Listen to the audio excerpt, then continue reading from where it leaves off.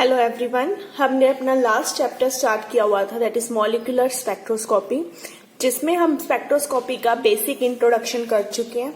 इसके अलावा हमने अपनी एक spectroscopy that is pure rotational spectra, इसे हमने फिनिश कर लिया था, जिसमें हमने से कंप्लीट उसका डेरिवेशन किया था, रिजल्ट निकाला था, उसके एनर्जी लेवल्स ड्रॉ किए थे, कैसे लाइंस आएंगी, क्या उसका सिलेक्शन रूल है वो पढ़ा था, फिर नॉन रिजिड ऑर्डर के बारे में पढ़ा, आइसोटॉपिक इफेक्ट देखा, उसकी मेजरमेंट के बारे में पढ़ा और उसकी हेल्प से हम क्या निकाल सकते हैं उसे हम इन टर्म्स ऑफ न्यूमेरिकल किया।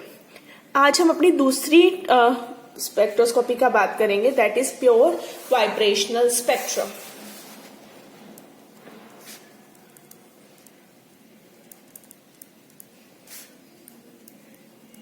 आज हम इसकी बात करेंगे pure vibrational spectrum.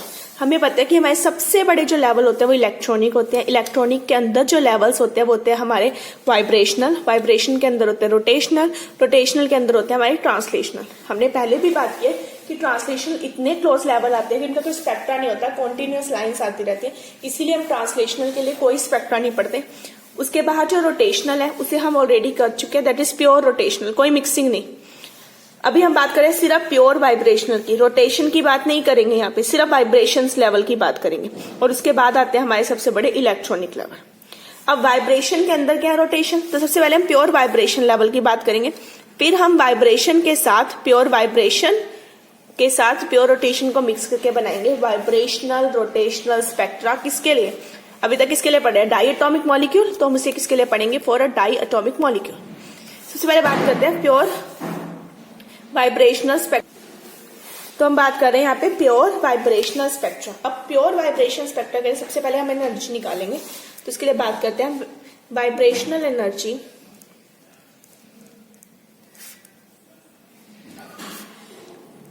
Levels for simple harmonic ऑस्किलेटर्स।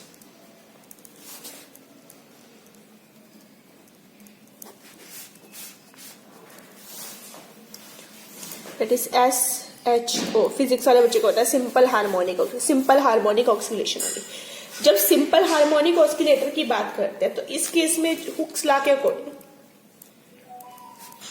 हमारा जो फोर्स होता है F is equal to minus KX। वैसे जो फोर्स होता है एक्चुअल में वो होता है डायरेक्टली प्रोपोर्शनल टू -x, इसके होता है, ठीक है। वहां से हम साइन हटा के K लगा देते हैं, एक फोर्स कांस्टेंट, ठीक है। x क्या है हमारा डिस्टेंस के, और ये क्या है फोर्स। जैसे जैसे डिस्टेंस बढ़ता जाएगा फोर्स उतना ही क्या हो जाएगा, कम हो जाएगा, ठीक है, इसीलिए यहाँ माइनस साइन आया। अब नॉर्मली हम कोई भी वो ले लो, फोर्स कांस्टेंट की बात करें, इसे लेते कैसे, आप एक रबर बैंड ले लो। जब आप एक नया रबर बैंड खरीदते हो तो वो बहुत टाइट होते हैं, ठीक है, आपको फोर्स लगाना पड़ता है उसको दूर करने में। तो सपोज उसके दो डायटोमिक मान लो, ठीक है, दो एटम, ये बहुत क्लोज है, फिक्स है, आपको बहुत फोर्स लगाना पड़ा इन्हें दूर दूर करने में, ठीक है, यानी कि फोर्स क्या हो गया ज्यादा, बिकॉज डिस्टेंस क्या कम। अब थोड़े टाइम बाद जब आप उसे यूज करते रहते हो, यूज करने के बाद आपका रबर बैंड लूज हो जाता है, तो आपको इतना फोर्स नहीं लगाना पड़ता, क्योंकि वो क्या हो गया, बहुत दूर दूर हो गए, तो पार्टिकल्स के क्या हो गया, बहुत दूर दूर हो गए, तो फोर्स क्या हो गया, कम हो गया। तो F is directly proportional to -x। वहां से हम डायरेक्टली का साइन आगे लगाते हैं, K इज फोर्स कॉन्स्टेंट। ये है हमारी हुक्स लॉ, ठीक है। जितने पार्टिकल पास होंगे उसका फोर्स भी वैसे जाएगा ना ज्यादा, और जितने वो दूर होते जाएंगे जितना डिस्टेंस बढ़ेगा फोर्स उतना ही क्या हो जाएगा, कम हो जाएगा, ठीक है। फॉर जो सिंपल ऑस्किलेटर्स होते हैं, फॉर सच एन ऑस्किलेटर्स,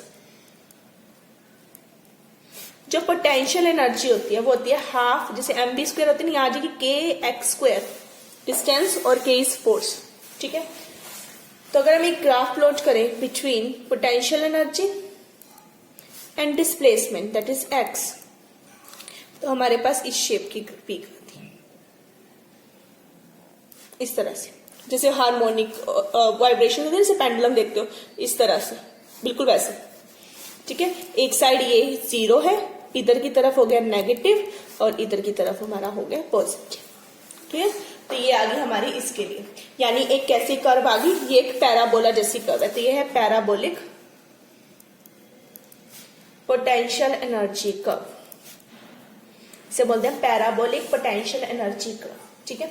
अब क्वांटम मैकेनिक्स की बात करते हैं। क्वांटम मैकेनिक्स ने कहा कि जो सिंपल हार्मोनिक ऑस्किलेटर्स हैं उसके लिए जो वाइब्रेशनल एनर्जी होती है, वाइब्रेशनल एनर्जी, इसका कोई डेरिवेशन नहीं है। जैसा हमने रोटेशनल के लिए किया था ना, पूरा रिजिड रोटर के लिए निकाला था, इसका नहीं, इसको आपको डायरेक्ट याद रखना है। जैसे वो ER थी, ये EV है, V plus half of H new, ये न्यू इज फ्रीक्वेंसी। अब कई बुक में ना यहाँ पे न्यू का सिंबल सा लगाया था, यहाँ पे V का, ये V है, ठीक है। V रिप्रेजेंट वाइब्रेशनल लेवल्स, ठीक है। कौन कौन से वाइब्रेशन लेवल है, ये V क्या है, वाइब्रेशनल लेवल्स, ठीक है। अब V की वैल्यू 0 भी हो सकती है, 1 भी हो सकती है, 2, जैसे J की वैल्यू पुट की थी वो रोटेशन लेवल थे, ठीक है। ऐसे ये क्या है, हमारे वाइब्रेशनल लेवल्स, ठीक है। H Planck's constant, nu is frequency, we know that nu is equal to C upon lambda and 1 upon lambda is wave number, ठीक है। तो हम इसे इस तरह भी लिख सकते हैं, और कुछ जगह पर इसी चीज को C ओमेगा E में भी लिखा होता है। Here omega is wave number, ठीक है। तो मैं इसे इसमें पुट कर सकती हूँ, तो मेरे पास एनर्जी क्या आ गई, V plus half of H, new की जगह गया C के साथ क्या आ गया, ओमेगा। तो ये मेरी किसकी एनर्जी आ गई, energy of vibration level, pure vibrational levels, ठीक है। ये उसकी एनर्जी का फॉर्मूला है, जैसे उसमें किया था हमने, फॉर्मूला निकाला था ना h²/8πm वाला, सेम इसी तरह यहाँ पर हमने क्या निकाली है, वाइब्रेशनल एनर्जी निकाली है। जो प्योर वाइब्रेशन लेवल्स होते हैं उनकी एनर्जी क्या गई, V plus half HC omega E। अब हम V को अलग अलग नंबर पुट करेंगे, आइदर 0, 1, 2, 3, 4 सो ऑन, और उसके कॉरेस्पॉन्डिंग एनर्जी निकालेंगे। अब मैं V को 0 पुट करती हूँ। सबसे पहले मैं पहले फॉर्मूला यहां लिख रही हूँ,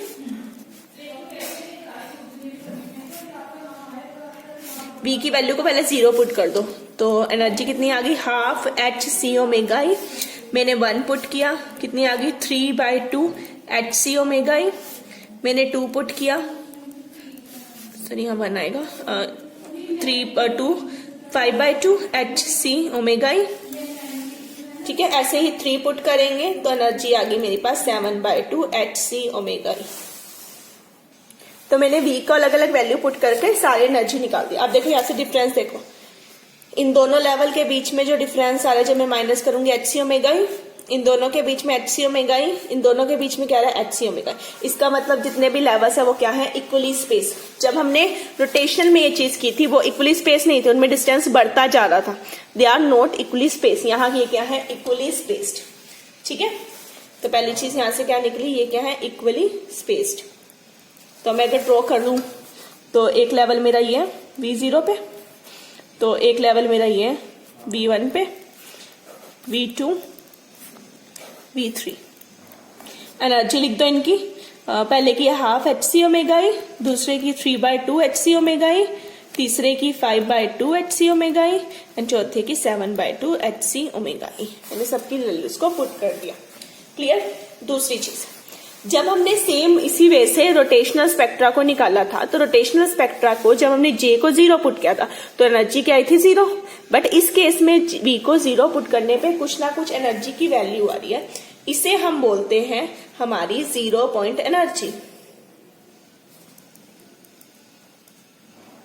ये क्या है, 0 पॉइंट एनर्जी। एग्जाम में कई बार पूछा जाता है डिफाइन 0 पॉइंट एनर्जी, तो ये हमारी 0 पॉइंट एनर्जी है। इसका मतलब क्या है, 0 पॉइंट एनर्जी किसकी आई, कौन सी वैल्यू है, वाइब्रेशन की। इसका मतलब जब हमने टेम्परेचर को 0 कर दिया, एब्सोल्यूट 0 टेम्परेचर, ना तो उसमें ट्रांसलेशन मोशन है, ना उसमें रोटेशनल मोशन है, पर फिर भी उसमें क्या एग्जिस्ट करता है, वाइब्रेशनल मोशन। वाइब्रेशन मोशन है तभी तो उसकी एनर्जी आई ना।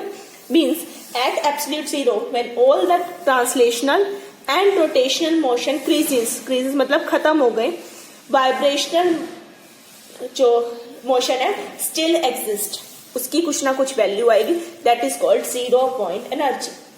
क्लियर, ये क्या आ गई हमारी 0 पॉइंट एनर्जी। तो ये क्या है, वाइब्रेशन लेवल। वाइब्रेशन लेवल का ये एनर्जी फॉर्मूला आपको याद रखना है, जिसे हम आगे यूज करेंगे। जैसे उसका था ना पीछे बड़ा सा फॉर्मूला रोटेशन का, ऐसे ये किसका फॉर्मूला है हमारे पास, वाइब्रेशन का। अब बात करते हैं इसके सिलेक्शन रूल की। सिलेक्शन रूल, जैसे हमने उसका सिलेक्शन रूल किया था, सेम इसका सिलेक्शन रूल है, delta V is equal to +-1।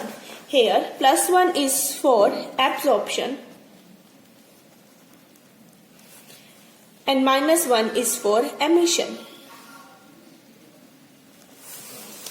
ठीक है, ये क्या है इसका स्पेसिफिक सिलेक्शन रूल।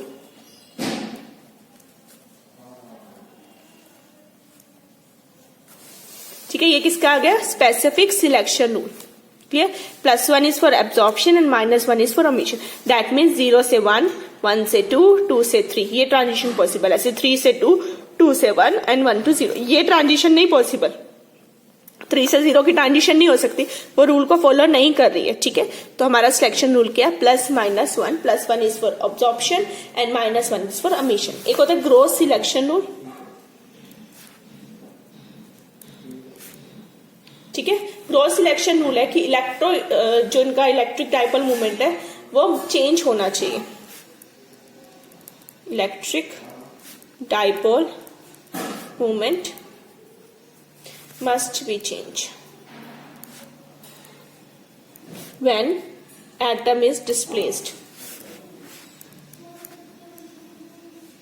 जैसे ही मैं एटम को डिस्प्लेस करूंगी उसका जो इलेक्ट्रिक डाइपोल मोमेंट है वो चेंज होना चाहिए। इसका क्या आ गया ग्रोस सिलेक्शन रूल। क्लियर, अब बात करते हैं, ये तो सिलेक्शन रूल हो गया। अब कौन से मॉलिक्यूल वाइब्रेशनल स्पेक्ट्रा शो करेंगे? Type of molecules. ठीक है, विच शो वाइब्रेशनल स्पेक्ट्रा। कौन से मॉलिक्यूल्स हमारे वाइब्रेशनल स्पेक्ट्रा शो करेंगे? अब हम इसकी बात करते हैं। अभी हमने ऑलरेडी बात करी कौन से मॉलिक्यूल जिनका डाइपोल मोमेंट चेंज होगा when atom is displaced. Means those molecule whose dipole moment must change when atoms are displaced। और एटम डिस्प्लेस्ड क्यों होंगे? कौन सा मोशन हो रहा है यहाँ पे? Vibration motion. Due to vibrational motion. Vibrational motion की वजह से एटम्स को क्या होना पड़ेगा? डिस्प्लेस होना पड़ेगा। तो अब हमारे पास कौन सा स्पेक्ट्रा आ जाएगा? हमारे पास प्योर वाइब्रेशनल स्पेक्ट्रा। मींस ऐसे एटम जिनका डाइपोल मोमेंट क्या होना चाहिए? चेंज होना चाहिए। ऐसे मॉलिक्यूल्स हमारे क्या होते हैं? वाइब्रेशन मोशन के साथ जिनके डिस्प्लेसमेंट हो रही है एटम में और उसकी वजह से उनका डाइपोल मोमेंट चेंज हो रहा है, वो प्योर रोटेशनल स्पेक्ट्रा को शो करेंगे। एग्जाम्पल अगर हम बात करें H2, N2, O2, इन सब में ऐसा कुछ नहीं है, इनमें कोई ऐसी स्ट्रेचिंग वाइब्रेशंस नहीं आती, इसीलिए हम इन्हें बोलते हैं, इनका कोई वाइब्रेशन स्पेक्ट्रा नहीं, इन्हें बोलते हैं इंफ्रारेड इनएक्टिव।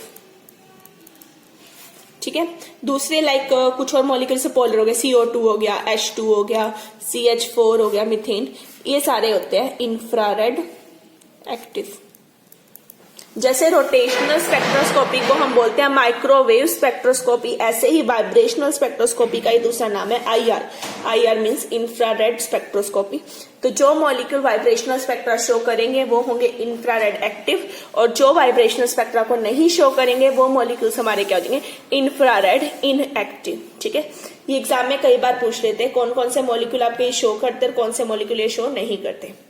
ठीक है, इन सब के केस में जैसे जैसे ट्रांजिशन होगी डाइपोल मोमेंट में चेंज आएगा, इसीलिए वाइब्रेशन स्पेक्ट्रा शो करेंगे, इसीलिए ये क्या है? IR active. इन सब के केस में कोई भी बेंडिंग मोशंस वगैरह नहीं आते, सिर्फ क्या होता है? Stretching motion, no bending. तो इनका कोई वाइब्रेशन नहीं हुई, तो इनका वाइब्रेशन स्पेक्ट्रा नहीं आया, तो ये क्या हो गया? Infrared inactive. क्लियर, तो अब हमने टाइप भी पढ़ लिया, कौन से टाइप के देंगे, सिलेक्शन रूल भी पढ़ लिया, एनर्जी भी निकाली। अब बात करते हैं स्पेक्ट्रा की। कौन सा spectra? Pure vibrational spectra of simple harmonic oscillator. हम अभी सिंपल हार्मोनिक ऑस्किलेटर लेके चल रहे हैं, उसी की बात करेंगे। ठीक है, एन हार्मोनिक की इसके बाद बात करेंगे। ओके, सिलेक्शन रूल हमने बात कर ली, delta V is equal to क्या? +-1। एनर्जी हमने निकाल ली, क्या है? V + ½ of Hc omega e. ये थी मेरी एनर्जी। ठीक है, तो दो लेवल ले लो, एक लेवल ले लो V और एक ले लो V+1, तो हमारी डेल्टा E किसके बराबर आ जाएगी? दो लेवल, एक V+1 और एक V। जैसे उसमें J+1 और J लिया था, बिल्कुल वैसे यहाँ पे लेंगे एक V+1 और एक V। तो इसकी एनर्जी हम निकालते हैं, same formula, V+1 + ½ Hc omega ई minus V + ½ Hc omega e, ये आएगी हमारे पास। ठीक है, इसमें V+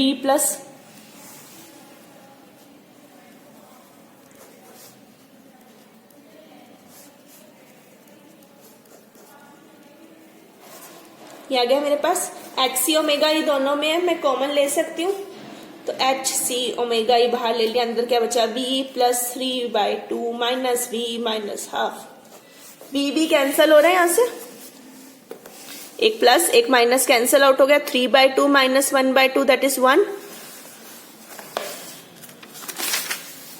तो मेरे पास डेल्टा ई वी किसके बराबर आया H C omega E, because अंदर की वैल्यू क्या आ गई 1 आ गई। अब चेक कर सकते हो, एक पार्ट पॉजिटिव नेगेटिव कैंसिल आ रहा है, 3/2 माइनस 1/2 दैट इज 1, माइनस करके ये आ गया। ठीक है, अब मुझे किसके निकालना है ओमेगा ई, वेव नंबर, वहां भी वेव नंबर निकाला था पीछे, सेम वे से चलना है एच सी। ठीक है, अब हमें पता है E is equal to H nu, ऐसे ही होता है, और nu is equal to C upon lambda and 1 upon lambda is wave number.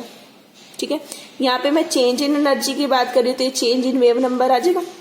ठीक है, तो मैं delta E by H C है, तो इसे चेंज इन वेव नंबर भी तो लिख सकती हूँ, ये तो वेव नंबर था ना, तो ये तो चेंज इन वेव नंबर है, तो मैं इसे इससे रिप्लेस कर दूं, ओमेगा ई किसके बराबर आएगा डेल्टा वी बार के। ठीक है, इतना आ गया।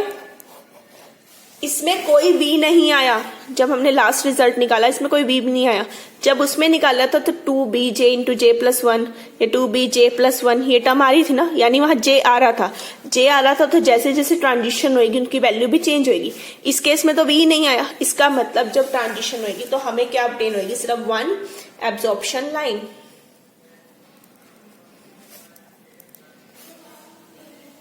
ठीक है, 1 एब्जॉर्प्शन लाइन हमें क्या ऑब्टेन होगी, किसके लिए, for v to v plus 1, और ट्रांजिशन कैसे होगी 0 to 1, 1 से 2, 2 से 3, इस तरह से। ठीक है, जो 0 से 1 ट्रांजिशन है इसे हम बोलते हैं फंडामेंटल ट्रांजिशन, बेसिक ट्रांजिशन। ठीक है, तो इसकी जो कॉरेस्पॉन्डिंग फ्रीक्वेंसी आएगी वो कौन सी आएगी, फंडामेंटल फ्रीक्वेंसी।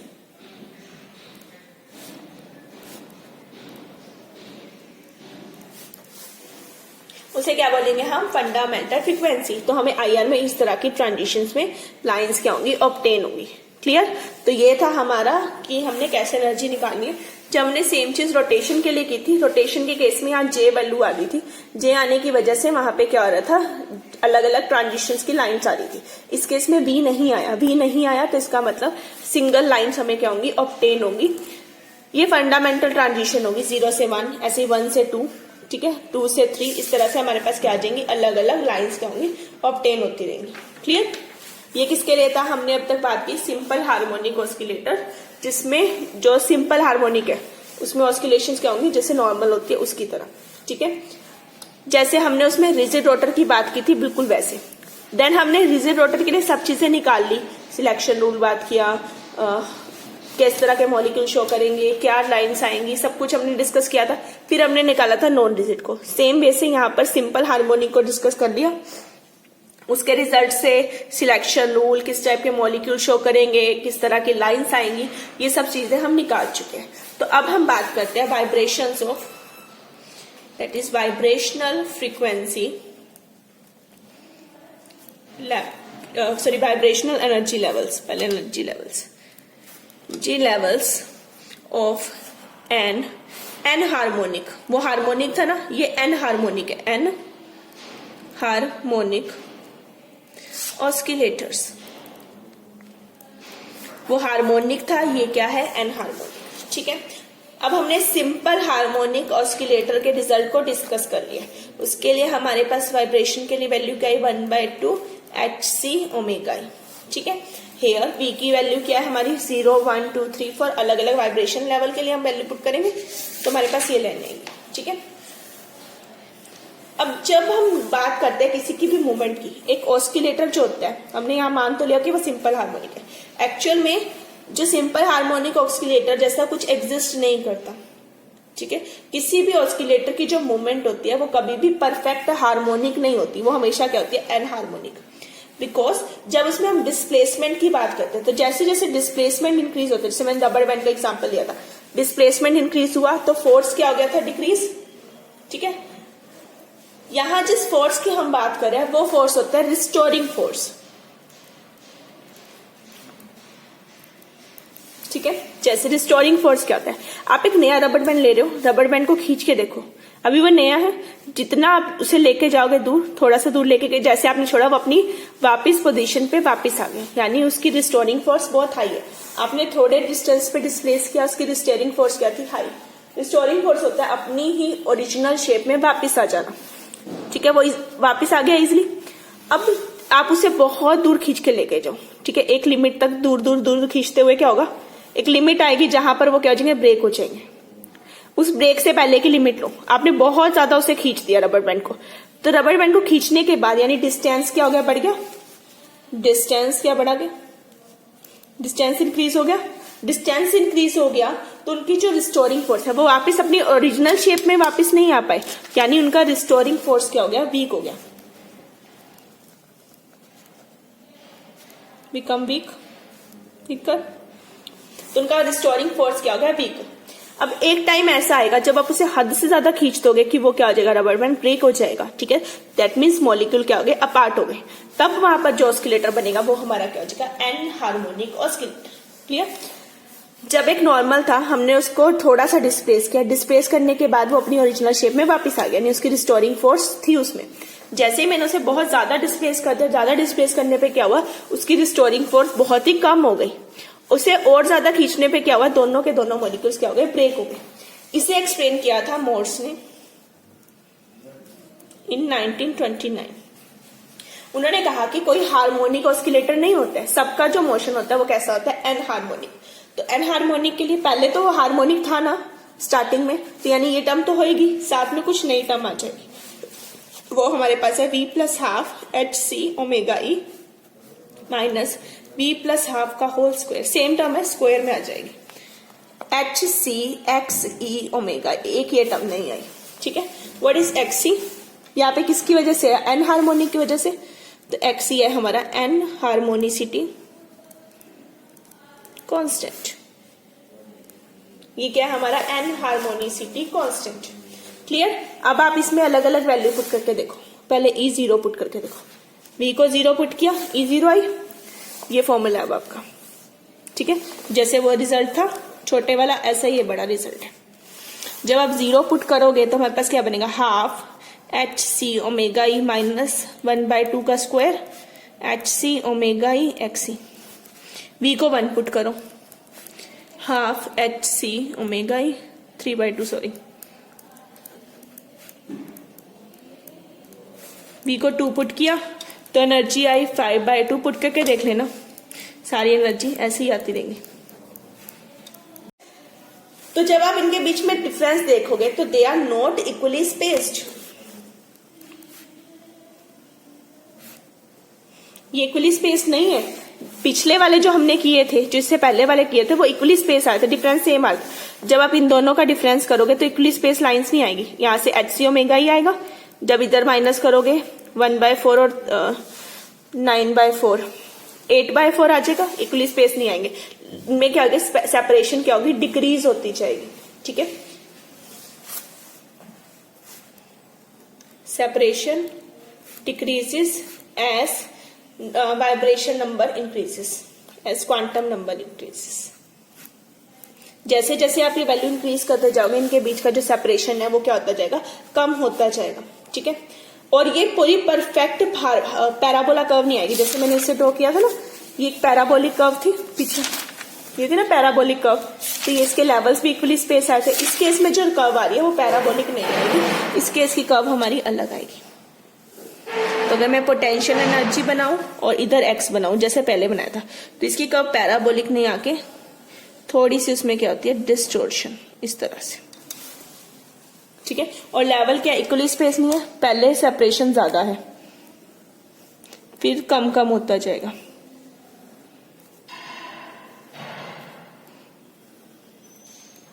इस तरह से। ये किसके लिए, एन हार्मोनिक के लिए, ठीक है। और इसकी कंपैरिजन में हार्मोनिक बना दूं जस्ट फॉर डिफरेंस, इधर पोटेंशियल एनर्जी और इधर क्या आई मेरी एक्स आई, वो क्या थी, एक हाइपरबोला कर्व, कुछ ऐसे इक्वली स्पेस थी,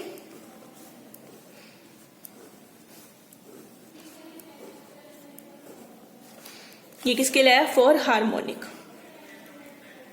ऑस्किलेटर। ये किसके लिए है? For anharmonic oscillator. Clear? तो हमने किसके लिए निकाल लिया? एन हार्मोनिक के लिए भी निकाल लिया और किसके लिए निकाल लिया? एन हार्मोनिक के लिए भी। क्लियर? तो अब जब एन हार्मोनिक की बात की तो इसका कुछ सिलेक्शन रूल भी होगा, तो सिलेक्शन रूल की बात कर लेते हैं।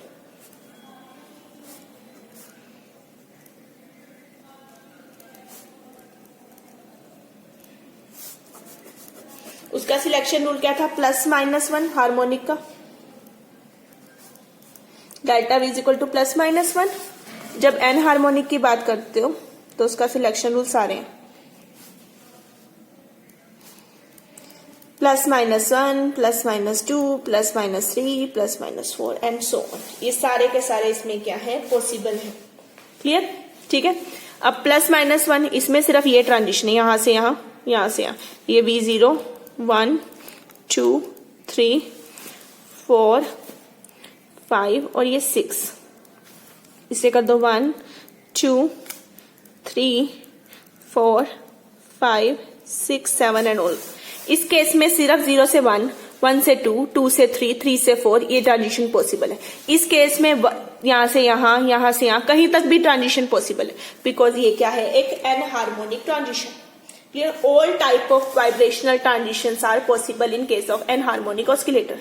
हमने अभी बात की थी जो 0 से 1 ट्रांजिशन है उसे मैंने नाम दिया था फंडामेंटल। तो ये मेरी क्या है? Fundamental absorption.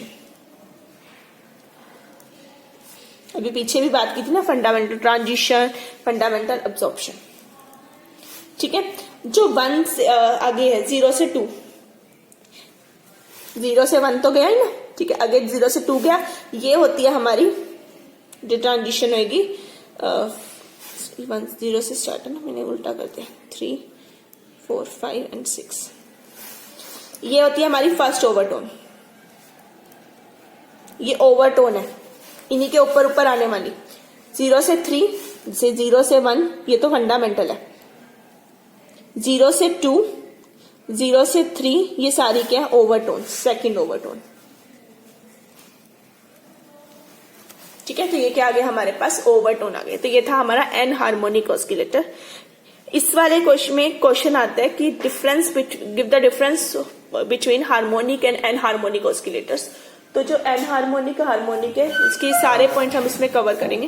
पहली चीज आप बताओगे कि हार्मोनिक ऑस्किलेटर क्या होता है, एन हार्मोनिक क्या होता है। जो होगा हार्मोनिक, उसके बीच में सेपरेशन के बाद वो अपार्ट नहीं होते। एन हार्मोनिक में जो पार्टिकल्स है वो क्या हो जाएंगे? अपार्ट हो जाएंगे। सेकेंड, हार्मोनिक के केस में एनर्जी वाइब्रेशन की ये आएगी, एन हार्मोनिक के लिए ये आएगी। क्लियर? थर्ड, इनके बीच में जब सेपरेशन आएगा लेवल्स का, वो इक्वली स्पेस्ड है, ये क्या है? Not equally spaced. Clear? Fourth, आप इनके दोनों के डायग्राम को ड्रॉ करोगे। फिफ्थ डिफरेंस की बात करते हैं हम,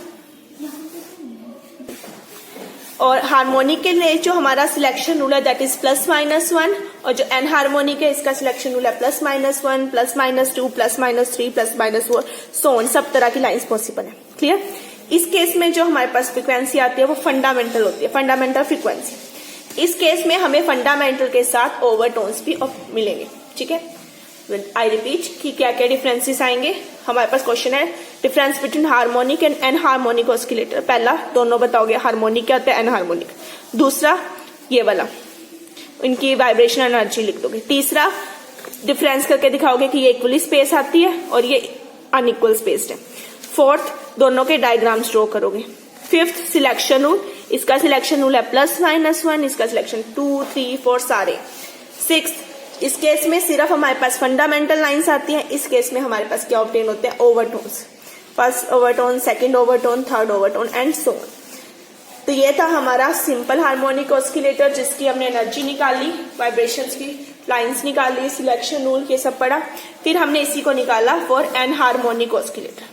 यहाँ पर हमने अभी तक रोटेशनल की बात नहीं की, सिर्फ और सिर्फ वाइब्रेशनल स्पेक्ट्रा की बात करें तो ये है हमारा प्योर वाइब्रेशनल स्पेक्ट्रा, और वाइब्रेशन का ही दूसरा नाम है इंफ्रारेड स्पेक्ट्रोस्कोपी।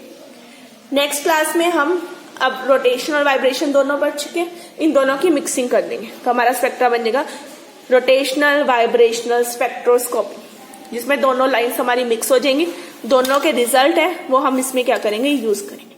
ओके, तो नेक्स्ट क्लास में हम अपनी नेक्स्ट स्पेक्ट्रोस्कोपी शुरू करेंगे। वाइब्रेशनल छोटी थी तो हमारी एक लेक्चर में ही कवर अप होगी। Okay, thank you everyone.